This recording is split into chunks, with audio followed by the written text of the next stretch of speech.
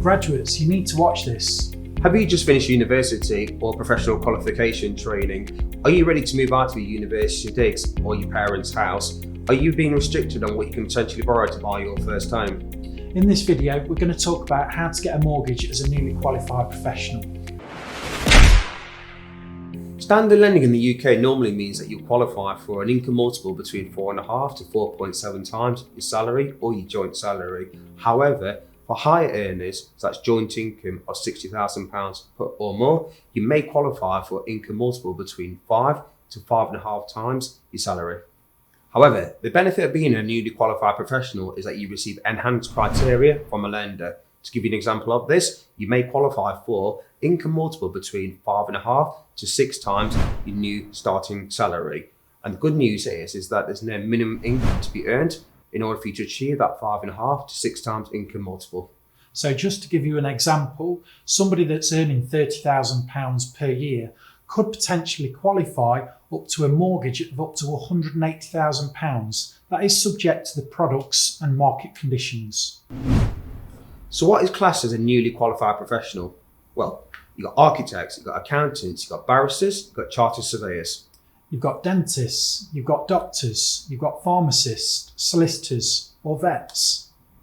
When applying for a mortgage, the lender will require the evidence of the qualification. So you ask, why is this? And this is because newly qualified professionals from a lender's point of view are professionals that are qualified in their vocation either in the last 5 years, some may go even further and they may look at the last 10 years. So why do newly qualified professionals receive enhanced criteria?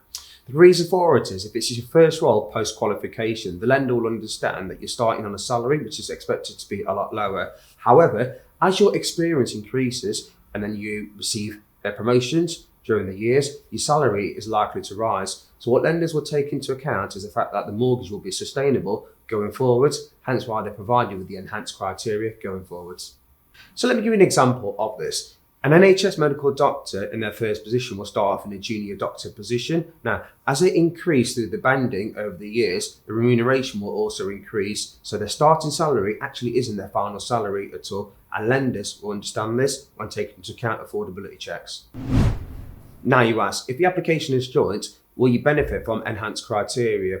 The good news is potentially yes. What the lender will look at is who out of the borrowers is a newly qualified professional. Now, if 1 out of 2 of the borrowers is a newly qualified professional, you would receive the enhanced criteria. However, some lenders are insistent that both borrowers are classed as newly qualified professionals, so it's best to check with the lender before applying.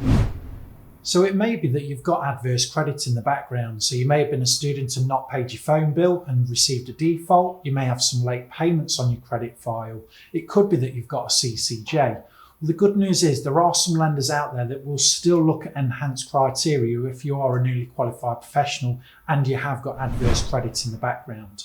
The deposit that you put down may be impacted by that adverse credit, but essentially it is still possible.